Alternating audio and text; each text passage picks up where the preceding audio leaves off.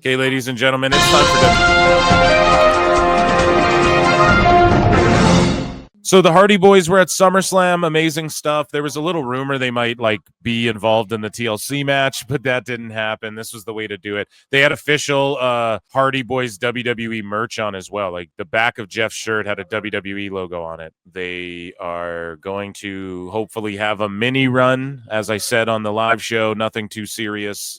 And maybe they work in NXT, maybe a NXT title run where they put over a team eventually, or something small, Hall of Fame induction, WrestleMania, walk out on the stage with the music playing, and they're the main. They should be the main. If they can't get Batista, I think Batista, the Hardys, they should both go in this year. So Lyra threw Becky at SummerSlam into a cameraman, and then she stops and apologizes to him. It's like, you're way too nice. Matt Morgan says, I say this as a huge Sammy fan. I don't understand how WWE continues to beat the self-made man Killer Kross. You can hear it when the most beloved babyfaces in the company pin him. The fans were not feeling it. No disrespect to Sammy. Secondly, don't put Jade in matches if you're going to pin her and not protect her. Tiffy has the most average promos of any of the women in that division. Respectfully, she's done nothing to grow the title. I think Jade could. This finish was a mistake. You could beat somebody that looks like Jade Cargill if you're not ready to go full throttle with her. Then don't book her in matches. If that's the outcome, she had a great match tonight and a great showing, but this does not help her with these visual losses. Yeah, I think Kross should have got a 1 and Jade should have got a win as well. So shout out Matt Morgan, friend of the show, my pal. And yeah, hopefully Kross isn't going anywhere, and I think Jade should have got the win as well. I totally agree. I think that should have been like her Brock Lesnar moment, but at the same token, it's like they can't pull it off Tiffy yet, can they? We covered this, but let's cover it again. So nice we covered it twice. Here's a scrap between Becky and Lyra fans or something. I don't know if that's just a joke part of it, but there was a scrap at SummerSlam, pal. Just none of you run up and tackle Seth Rollins. And what you do? You faked an injury, and I didn't get the chance to hurt you the way I wanted to. But I'll tell you this, to your credit. Women are so bad at fighting, dude. They just grab hair, then start flailing. So Becky Lynch says, don't believe everything you see on the internet. I saw JD's I said this on Tuesday Night Titans before anybody said it publicly. This whole thing was a work. Oh, God. It's like, bro, get your memberships to PWT. What did that happen on a Saturday when Seth got injured? I stuck to my guns too. It's like, bro, and it doesn't matter who's first, but it's like, bro, don't even Tuesday Night Titans. What about people who watched it Saturday and went, that's a work. There's a lot of us out there, bro. I'm over it now. Ooh.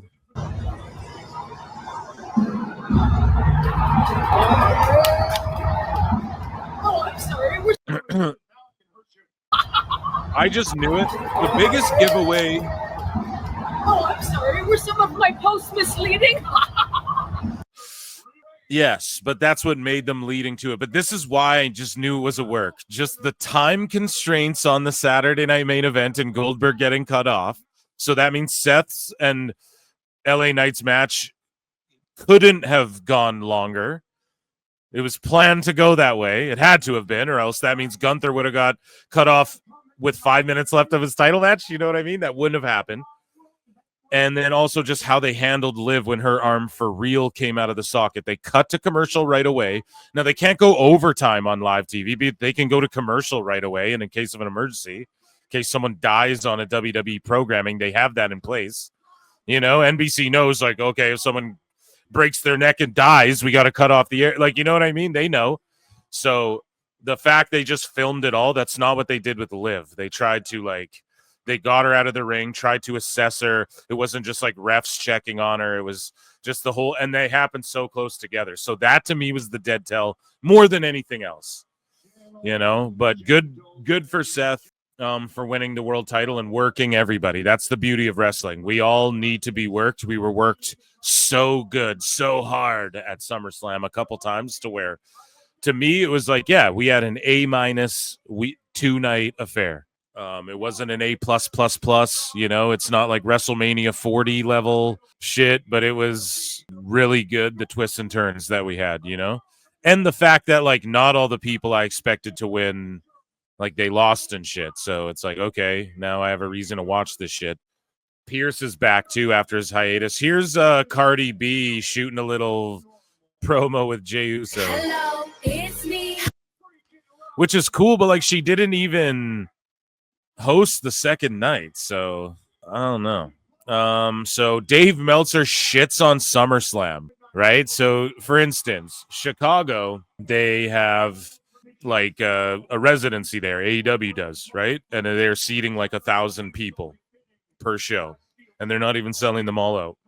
Instead of Dave going, oh, AEW used to draw 12,000 for a show in Chicago. Now they can't even do it, fill a residence. Instead of him saying that, Dave's like, they've drawn 74K there before. Because SummerSlam drew like 115K people over the weekend. But on the one night, they had 60-some thousand. Stupid idiot. He's going to diminish. He's spiraling out of control. He can't handle the WWE success. He can't handle the social media, how none of it's about AEW. He can't handle that he's talking to bots and shit. He's talking to bots and like troglodytes, man, and he can't handle it. And I think like by 2027, we're going to see him like Shooter McGavin, Happy Gilmore 2 in a fucking mental institution. So Brock Lesnar returned, dude. Here comes the fucking pain, man. And let's just like play some audio of it. Enjoy the greatness that is John Cena. What? And listen how crazy that pop is. And they're outside too. We outside. If they weren't outside, holy shit, man. Holy shit! Oh my! It's the right move too, especially because Janelle Grant and her lawyer said he didn't do anything illegal. I didn't even know that. They went out there and said he didn't do anything illegal. Oh, well, he should have been back fucking 2 years ago then. What the fuck? Like, so now we're kink shaming and shit or what, right? Like, so he didn't do anything illegal. He just asked her for video. Why? What was their relationship before, after, or beyond that? No one knows. There's just a Brock text. Okay, I'm not into piss videos, but if that's his thing, I mean, and she said he didn't do anything wrong, then what was the whole thing about? I don't understand. We have people with anime Joshi picture profiles and people who will delete threaten you over like AEW takes and making fun of dirt sheets, and they are mad that this dude texted a lady and she said he didn't do anything wrong. I have no idea where the disconnect happened or where society's got. It's just mental illness online. That's all it is. Just chronic, like people with severe mental illness are online the most. And like, that's fine. And they're the people who will make like 12 burner accounts. You know what I mean? I'm fucking retarded. I tell you guys all the time. I'm not judging it. I'm just stating a fact. Okay? So we have to be able to accept this or else we can't heal. Okay? As a society and online and right? It's craziness. I had no idea. All of their melting down just made me go, oh, I didn't know her lawyer even said that. I didn't know he wasn't like named in the thing. There's no suit against Brock. I thought like he was being sued or something too. Oh, he's not? Well, then what the fuck was any of that even? Why did he then? So he's like John Laurinaitis then. What happened to John? No one's you know what I mean? Like, so what the fuck? I thought I said it too on the live show. So do we not? Like I made it akin to Paul London. Like he tells all these stories about Ashley Massaro. It's like, okay, so he knew about some shit. So do we blame like the way people are going at Triple H and stuff? And then we have rumors, oh, there was a hidden door, like fucking Clue. There's a fucking hidden door.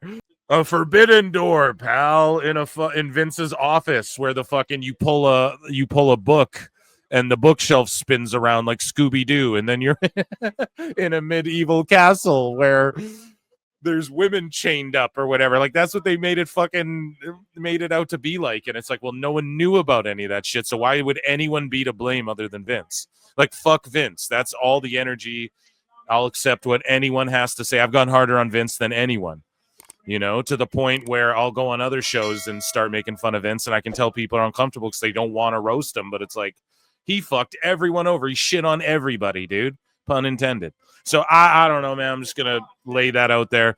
Vert Vixen. Again, sickos will turn their back on Vert Vixen, who's frequented AEW a few times, trains at the Rhodes Academy, and has been, I believe, on Ring of Honor and Collision and Dark Elevation and things like that.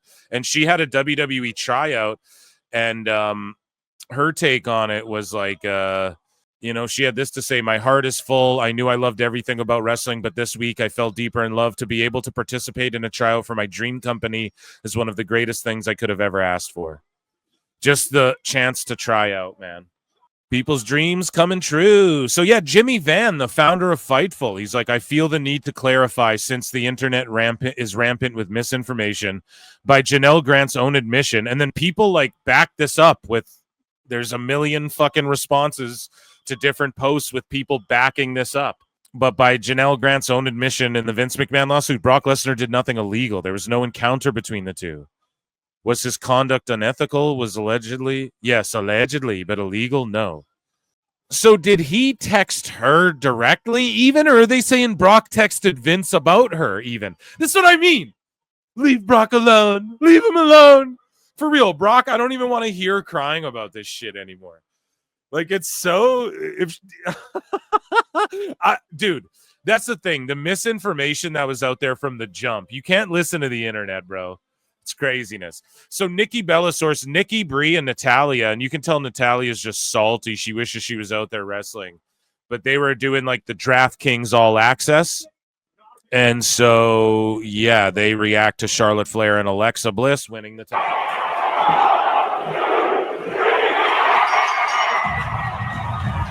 Jenna Ortega's too cool to go to fucking WWE.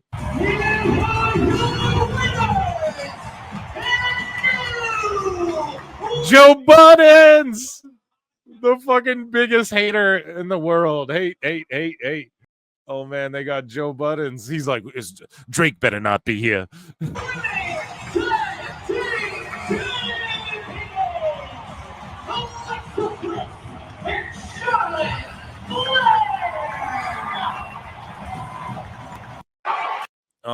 So a drunk fan tried to run up on Triple H after he left the post-show panel, and the security got to him before CM Punk could. It was a child. And then once again, you're WWE champion.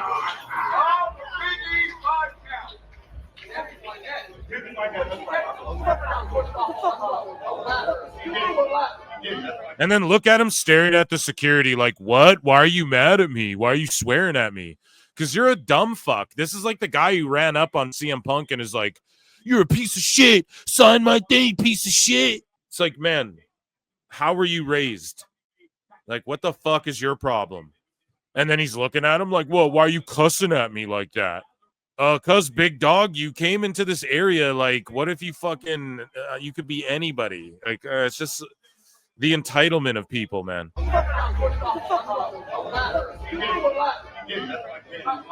only gets bigger and better. And he's like staring the security. I don't know, man. I respect security. Like, people get mad. Like, some artists will tell stories too. Oh, I'm at Burning Man and I'm next on stage and the security didn't know who I was. And it's like, what the fuck, man? Let me in, man. You know who I am? Okay, just let everyone up then. Like, you could be anyone. Someone could just bum rush you on stage, you dumbass. Like, don't get mad at security for doing their fucking jobs. I'd rather have them be doing their jobs tediously than not doing them and then having, you know, like a concert get shot up or whatever. Like, it's insane to me how people just, like, what did you think was going to happen? So Jacob Fatu praises the WWE roster for doing business with him and helping him so far. And listen to the way he speaks. Well, he highlights LA Knight and Braun Strowman, but the way he speaks... Actually, no, sorry. I have another quote from Jacob where he speaks about, like, Heyman and some other guys, and he just does so with the utmost respect. But he says, I'm not going to sit here and act like I got here all by myself. I'm going to keep it 100. Shout out to everyone who I've worked at WWE, DIY, Gargano, Profits, Tommaso, Cody, Randy, RKO, and Big Roman. LA Knight, man, the whole roster at WWE. Shout out to him, though, for doing business, for looking out, for helping me, for Bron, Big Bron. You know what I mean? Yeah, what I mean? Strowman, man, looked out. And, bro, he don't take nothing from nobody. He's about his business, and he know what he's talking about. But, man, it took a monster to build another monster. You know what I mean? Yeah, I mean? And I'm not taking none of this for granted. I'm thankful for all my coworkers that I work with. Yeah, shout out Strowman. So Las Vegas has been, so the New York Post this. Las Vegas's tipped workers say their income has fallen by more than half as tourism plunges. Now, I think I brought it to the show where I was like, isn't Vegas booming? And some of y'all in chat were like, nah, actually, it's starting to like decline and it's fucking up a bit.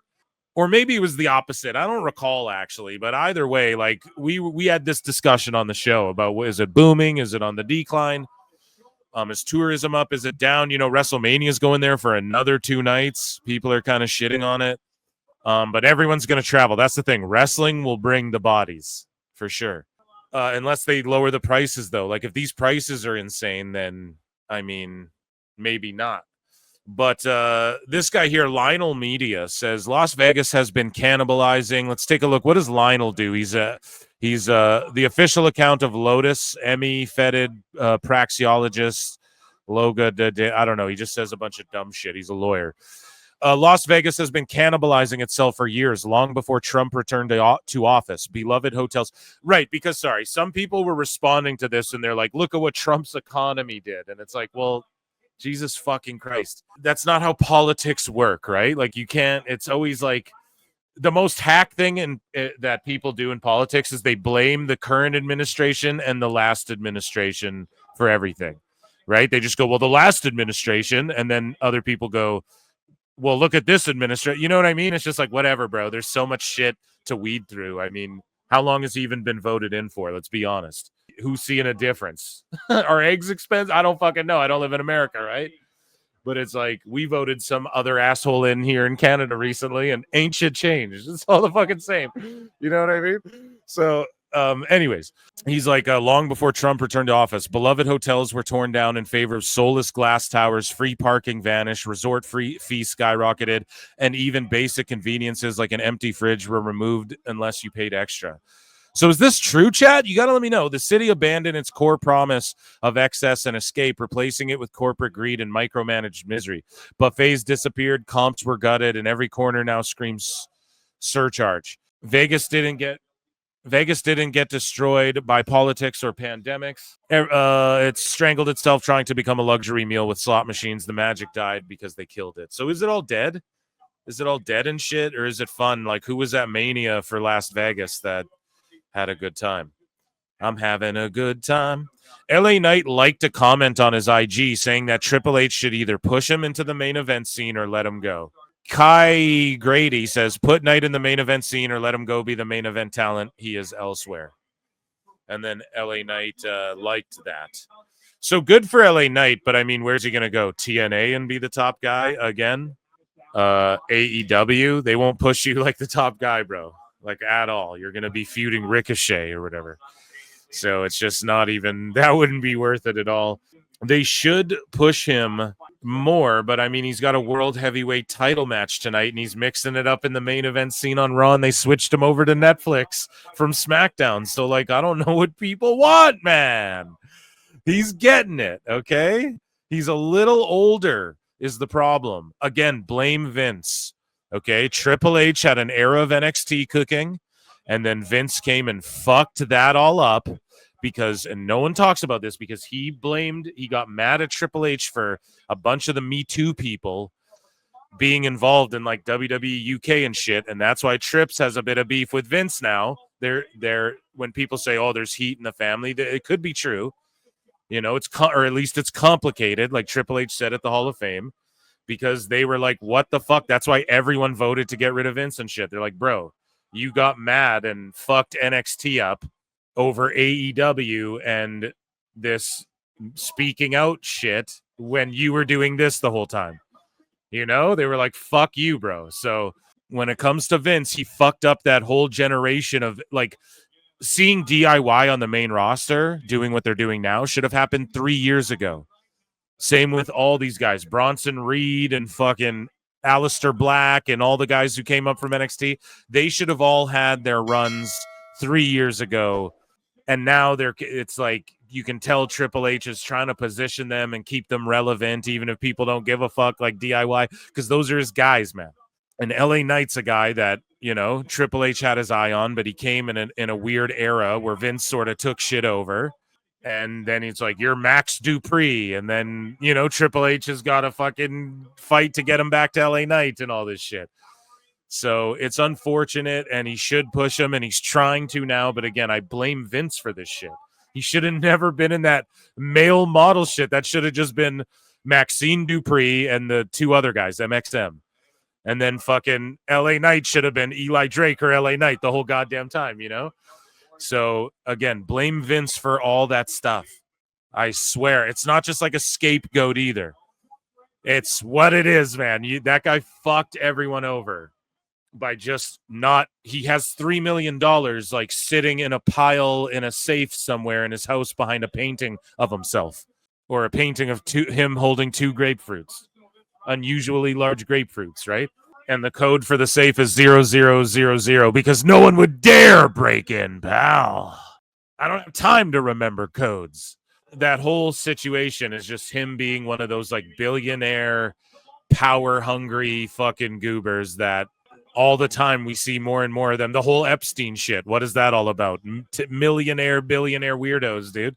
It's what it always boils down to at the end of the day. Fucks everything up. Fucks themselves up all the time. How many stories do we hear about this? These fucking uber rich technocrat weirdos and all these, you know, politicians. They're making like a few $100,000 a year, and then they're buying like $10 million homes, and you're like, what the fuck? Then they're yelling at you about the 1%, and you're like, wait a minute. What the fuck, man? You know, I can't afford rent this month. Like, what are you fucking talking about? So it always boils down to that. Vince became one of those fucking people, period, dude. And it's like that old Robin Williams joke. Like Robin Williams told a joke years and years ago. He's like, I'm so old and rich. I've been with every woman fan whore on the planet. He's like, I've watched every porn. I'm just saying all this shit on YouTube, but he's like, I watched every corn there is. You got to like fart in my face. Robin Williams tells this joke, like unusually dirty for his stand-up, but you can go back. It was on his HBO special, right? And he's like, I need to Google search 17 things to get me off or whatever the fuck. And he's just talking about, you know, and he jokes about it because he likely wasn't a creepy fucking weirdo, you know, and that's why he speaks truth on that stuff, right? And so he was just calling out, like, the joke is about, like, you get rich and famous and, like, you become a freak is essentially, he has a bunch of bits about it in that. So I butchered the joke, obviously. It's been a long time since I've seen that. And Robin Williams was known for, like, flying off the cuff and freestyling a lot. But Vince fell into that and it fucked everyone over. And Brock a bit of that too. Like, I don't know. Maybe his wife pisses on him. I don't know. Are we to judge? Who are you to judge? Right? There's probably some toe suckers in chat right now. So don't even, you know, what are we kink shaming now? I thought this is the age of acceptance and inclusivity, right? So a spokesperson for Janel Grant issued the following statement. For far too long, abuse was allowed to thrive under WWE's leadership instead of righting this wrong. WWE has done nothing to ensure those responsible are held accountable. This attempt to sweep misconduct under the rug will backfire. We look forward to the full set of facts, including those about Mr. Lesnar coming out in a court of law where they belong. But in the meantime, we refer you back to Janel Grant's updated complaint, which outlines in detail the abuse she endured by McMahon and others while employed in WWE. So again, they just took this opportunity to like get social media, like Janel Grant's trending right now, just to get people like, yeah, justice for, you know, they just do this all the time. It's the same dumb shit over and over and over again. I think it might ultimately backfire on them because they said he did nothing wrong. So now you're saying, oh, their willingness to employ this guy that we said did nothing illegal and stated did nothing wrong on record vehemently. I don't know if you guys know what you're talking. You know, I think you might have fucking shot yourself in the foot on that one, you dumbasses. Because I didn't even know that personally. And like, I'm always talking wrestling, you know? I did a deep dive with Dose on that shit, and I didn't even fucking retain that aspect of the situation. Maybe I did it before that part came out. But yeah, anyways, listen to how Jacob Fatu talks about the likes of William Regal and Heyman and these guys. He says, Mr. William Regal would text me throughout the years through the email, like, hey, man, let us know what's going on. But Mr. Heyman was always tapped in. Our father, Rikishi, and the great Samu, the Samoan team, they started with Heyman back then. So it wasn't like Paul Heyman just been around Roman. No, like, he's really been around the family. He's the wise man, dude. So Awful Wrestling posted these graphics. He said the last 4 hours, Google, and this was 5 hours ago. So the last 4 hours, Google Trends, WWE versus AEW, web searches in the US and worldwide. The debate is over, folks. So just look at that. And this is why Meltzer's freaking out. But what all the sickos are too stupid to realize is that they just talk about WWE too. And that's what they care about. And this whole like online meltdown bullshit, and realizing that like 40% or more of the people online are actual bots. People just don't care anymore. You guys lost. Get jobs. And for the ones who have jobs like in media doing this shit, your days are numbered. Look at the movies. Everyone's like, Superman's gonna be woke and gay. Fantastic Four is gonna be woke, man. They're movies about like Christian values and families. That's what those movies, both of them, are about. Literally, Sue Storm says serving a higher power. So that's the most anti, I guess, what the mainstream would be like. That's woke and shit, man. You know what I mean? It would be the opposite of that. I don't know, dude. Ebbs and flows of everything. You guys are just, we all cater to our niches at the end of the day and our bubbles. But this whole the bubbles bursting on this whole like, let's get mad about commercials and shit. Like, people don't care. Like, shut the fuck up on both sides. Shut up. Make jokes. Be funny or shut the fuck up. You know what I mean? Get off the internet, you know, if you can't handle it. So speaking of real injuries, Braun Breaker now, guys, this is legit to me. This is legit. He was walking out there seemingly fine tonight. So maybe he did a hyperextension, a strain, a sprain, maybe just a minor whatever. He's like, I'll tough through it, you know? A bruised, I banged my knee, I funny boned myself. Who knows what happened to him? Maybe he's cramping up. We don't know. He looks to be fairly fine and okay. But yeah, whatever this is, this was legit from Breaker, in my opinion, because how they handle it, that's the key factor. Now, I could not find the video of how they handled Liv's injury during the commercial on that Raw on Netflix. And then they chopped those chunks out on Netflix in Canada after. So I don't know if someone can find the video of during the commercial how they were medical was handling Liv's real injury. That's how you can spot if it's real or not. But yeah.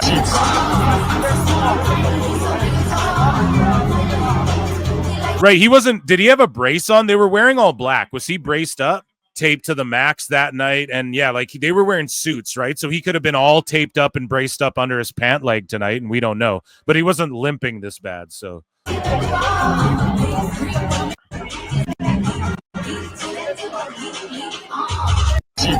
So yeah, hopefully Braun's all good. He seems to be. So Seth Rollins says Becky Lynch was an unwilling participant in his injury.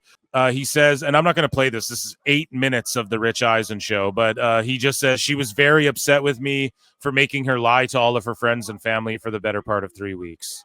3 weeks, man. That's like no time at all. Nick Khan was in the building for Bloodsport with his kid there. He's a sicko. He's a big fan of pro wrestling, and in like the cool sicko way, like the way a lot of us thought Tony Khan was going to be, like just this cool guy looming. Oh, he's one of us. He gets it. He listened to Jim Cornette. He's an uber smart. He gets the New Japan shit. He gets why it's cool. He gets what could work from that shit in America, but he understands like we got to do this sports entertainment. If we're going to do it, we got to drop the billies into it and actually compete. And we got to take it to that next level. Sports entertainment. He's got connects in real sports. He could bring the sports-based element. Vince is flying off his wagon here. That's what we thought. And then fucking lo and behold, Nick Khan's here. He's that guy, you know, he's a fucking big fan. He's that dude. Now, it was the wrong Khan, right? Nostradamus was foretold the wrong prophecy, but You know, he's like a uber sicko. He loves Bloodsport, which is like sports-based work shoot style wrestling. You know, he's been at a few of these shows. He likes GCW and shit. He loved ECW.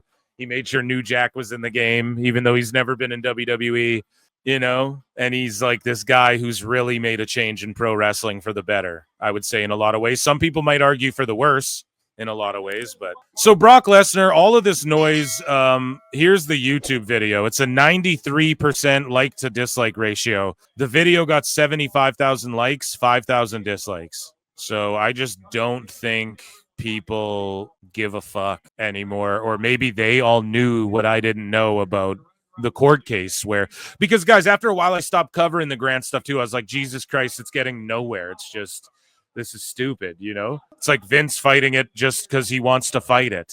Could have probably just settled this out of court so long ago. Anyways, Gunther reportedly having surgery following the 2025 SummerSlam Saturday PLE. Dave Meltzer was like, the blood was a work. It was worked blood. It wasn't real blood. And it was to cover for his nose. Maybe, I don't know. Maybe his nose was dinged up and he waited till after SummerSlam. That makes a lot of sense. I mean, I've broken this down numerous times on the show, but I don't know if the blood was fake, was it? He was bleeding out of his head. So maybe I'm off on that. Here's Michael Cole's reaction to Brock Lesnar's return. What?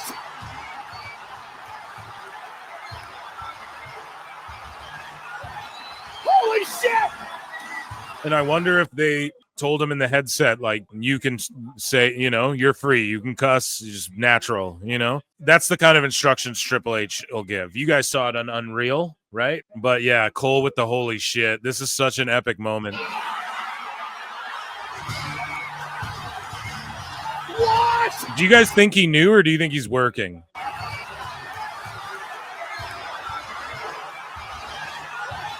Holy shit! Oh my God! It's the beast! It's the beast! The beast is back! Brock Lesnar! Brock Lesnar! I bet they kept it legit, because when you watch Unreal, you see everyone go back to Gorilla after the Cena heel turn. And then you see Cole go back there, and then Triple H is like, oh man, they're all hugging and they're like, congrats. And then Trips goes, did you guys know yet? Or like, do you guys know? He didn't even know if they knew. And they're just like, no, dude, we didn't know. And he's like, okay, good. You know, that's what we wanted type shit. So I bet they kept this secret. I bet he just rolled up right out the prairies there, bud. I bet he just pulled up fucking right then, walked off a plane, walked through the back, came out. Bro, I'm hyped, man. What a fucking money match to Cena versus Lesnar one final time. Could be Lesnar's last match too. We don't fucking know. We're just getting the era of like, okay, like a lot of people left the WWE, and then there was an era where they just sort of fell into obscurity and never got their due or their one last send-off or whatever. And I'm just so glad we're getting like a bunch of these, man, you know? And how odd is it that we have like Brock and Cena retiring only a couple years removed from like a Rhodes or maybe not a Rhodes, but like a Roman and shit too. Like Roman's going to be ready to retire the same time like Randy Orton is and shit. How wild we just live in such a kooky ass era. Lesnar! Brock Lesnar! And that SummerSlam! Oh my God! Hell has come to the Meadowlands! Yeah, I love that. What a pop. What a moment. Cardi B was low-key scared to break kayfabe. So let's hear what she's saying. Randy Orton and Logan Paul both chatting her up. You know, Logan's like, dude, I'm such a fan. You want to go on a date? I know I'm married now, but dude, you have no idea. I watched your video like 50 times.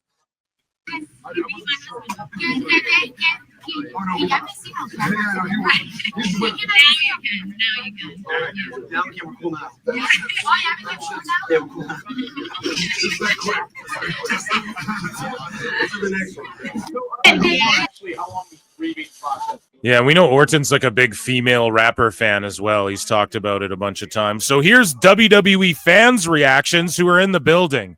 Oh, here's the MAGA crowd, as some folks here in the IWC will say. Here's their reaction. Brock is back! What is going on? Oh my Brock God. Lesnar came back. Brock, baby, Brock, baby, Brock! Here comes the pain. Children, Mexicans, and black dudes, known Trump supporter voters, known MAGA supporters through and through. Okay. All I gotta say is...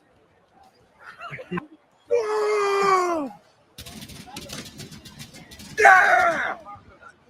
What the beast is back! The beast is back! When Triple H said, we ain't seen nothing yet, clearly he was telling the truth. Brock Lesnar's coming back! Let's go! Suplex City, baby! Oh, Suplex City? Oh, I can't wait till he just fucking suplexes the shit out of Cena, dude. Brock is back, bro! We're sad. It's about time, bro! Brock, we miss you. Get that file, by the way. Welcome back. What is time? Woo! Welcome back, Brock. Brock Lesnar?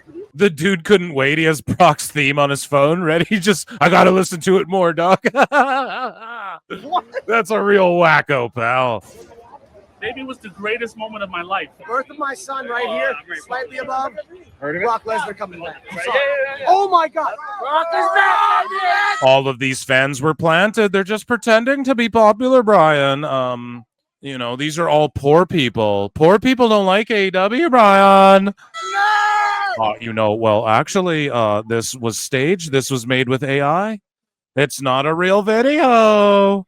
So Ariel Helwani had this to say about SummerSlam. Shout out the Ariel Helwani show. And I agree with his assessment here.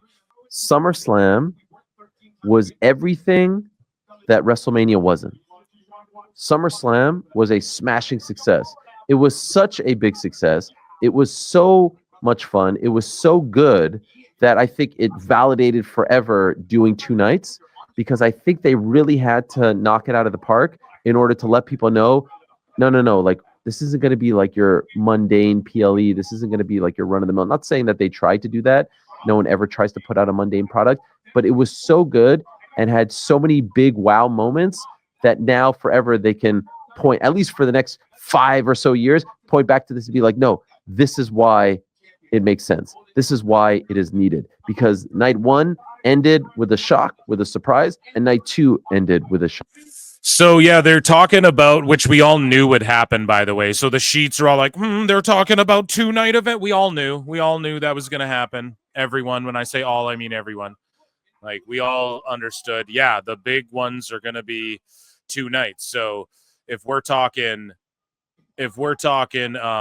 war games, they got to set up 2 rings, and the women have one night and the men have one the other night.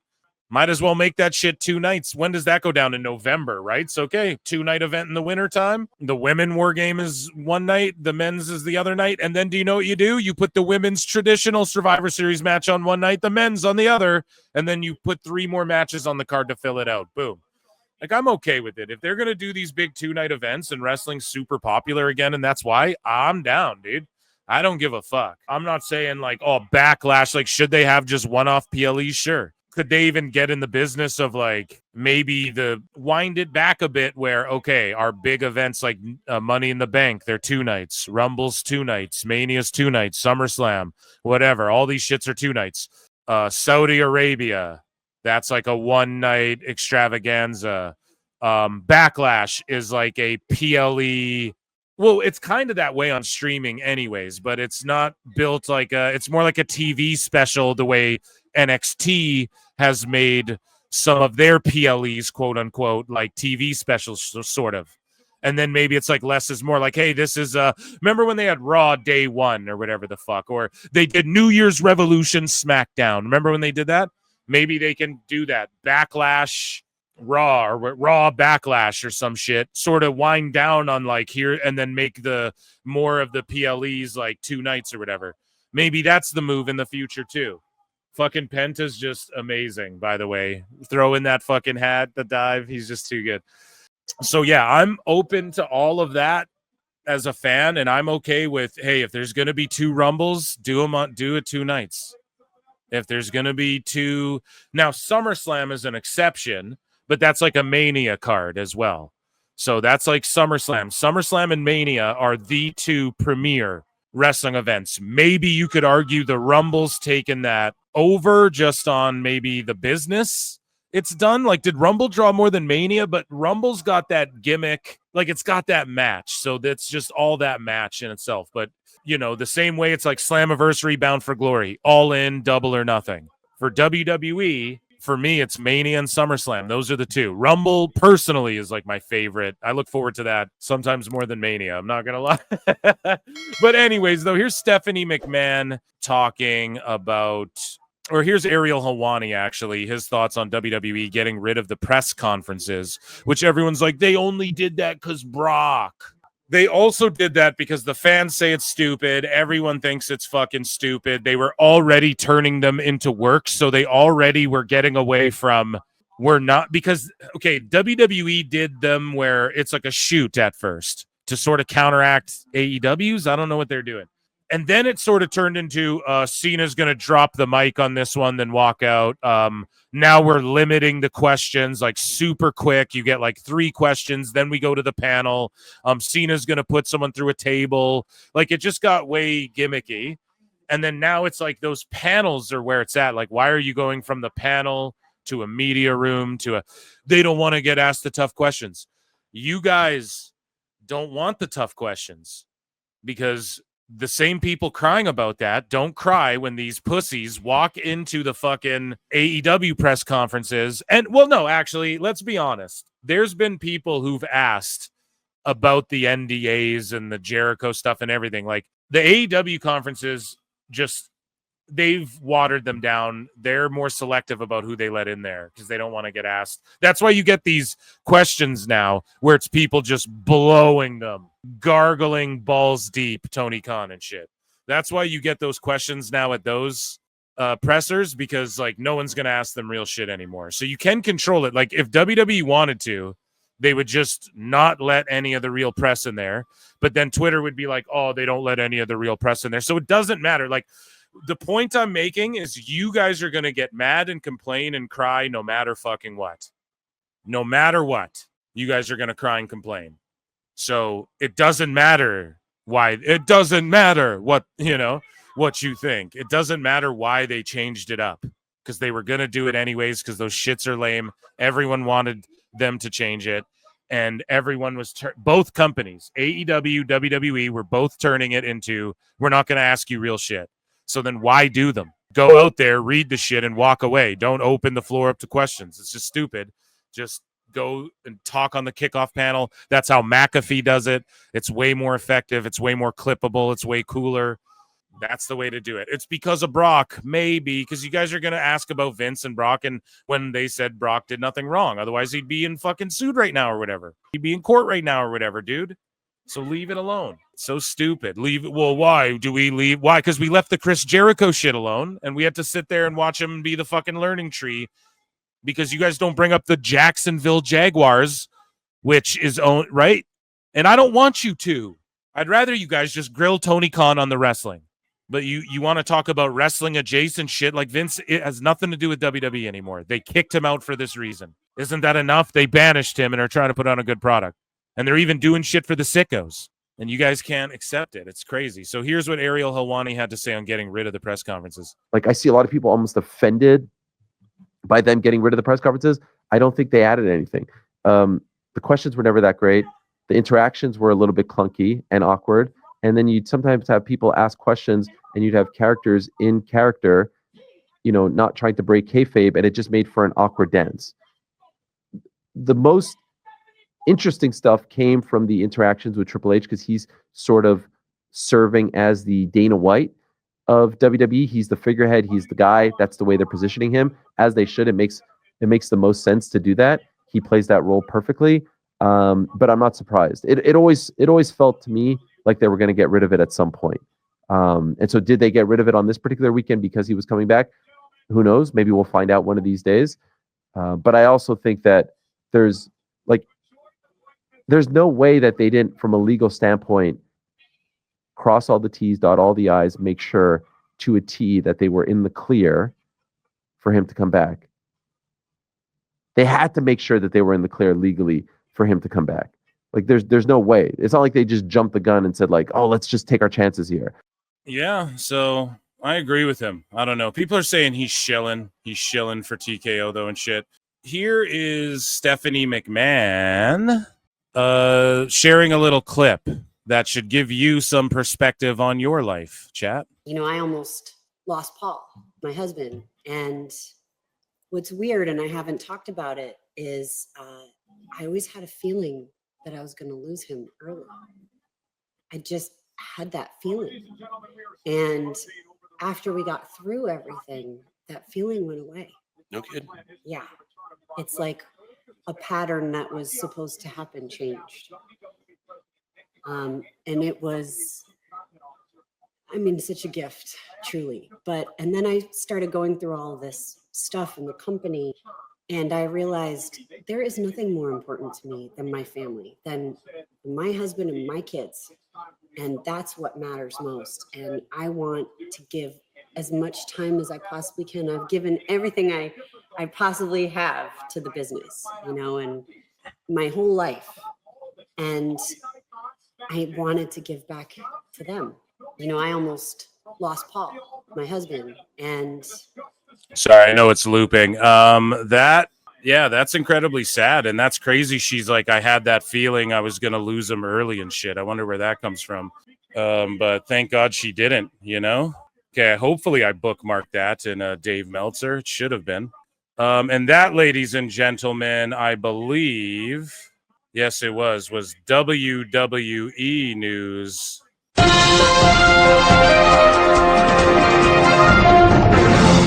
Ladies and gentlemen, it is time for nobody's favorite segment, and it is called the Sicko Segment. So we had Sicko Meltdowns, right? BJ Bethel, of course, had to get in the mix. And he says, Brock Lesnar's name is mentioned and cited 44 times in Janel Grant's amended complaint against WWE and Vince McMahon. The complaint alleged Vince McMahon tried using Grant for sex favors to get Lesnar under a new contract. So that's not what happened. You know that. And her lawyer said he didn't do anything illegal. So this doesn't matter how many times he's named anywhere because he hasn't done anything illegal, according to her. So follow the revolution. Just one of these sickos that Neckbeards always posts, and I got to talk about him because he's such a goober. And he posted this. This is just like a press release to his Facebook page. I would like to acknowledge a few inquiries regarding whether my involvement in collaborative projects will ultimately lead to my discontinuation of this page. And then he gave a press release. Like, this guy's mentally ill, and this is the guy who was like taking pictures with kids. He deleted it too. So he knows that's weird. He knows that's fucking weird. And then he puts out a press release. Imagine if I put out a press release about my collabs coming up. Jesus. So then Thirsty Thurston's just all over it. 12 tweets about this shit. Here's what Janel Grant's lawsuit against WWE and Vince McMahon alleges about Lesnar. These pages contain detailed descriptions of what alleged sexual SA by McMahon and what Grant says was his attempt to traffic her to Lesnar during a contract negotiation. Okay, so why don't you say, but she said he did nothing wrong, so I don't, even though she said all this, I don't think Brock, we should be scrutinizing him. So then Jimmy Van, founder of Fightful, now this happened to Sap before too. He made a Diddy joke and then he had to retract it. I'm sorry and apologize to everyone because this is what happens when you cater to fucking weird bot freaks who just want to cancel people and cancel pigs, as I call them. And so Jimmy Van, he's just like, yo, I'm not defending Brock. Like we read it earlier in the show. Her lawyer said he did do nothing illegal. He did nothing wrong. And then he had to delete the post and then apologize and then go, I'm not defending WWE's decision to bring Brock back. And with the lawsuit still ongoing and discovery pending, maybe not a wise decision, but people who clearly haven't read the lawsuit are conjuring up allegations against Lesnar that simply aren't true. And then here's Sap, you know, he's like, Fightful Select has learned that Seth Rollins is backstage at WWE Evolution on crutches with a brace on his knee. And then this guy says, no report on what the injury is, defa work. And then Sap goes, please don't vote. Like insinuating what? That this guy's stupid? Meanwhile, the sheets got worked. And then this Zen Bar guy's like, some people earn their victory laps today. It's, yeah. It's just what happens when you're just condescending and shitty to everyone ever. You know what I mean? And that, ladies and gentlemen, was our Sicko Segment.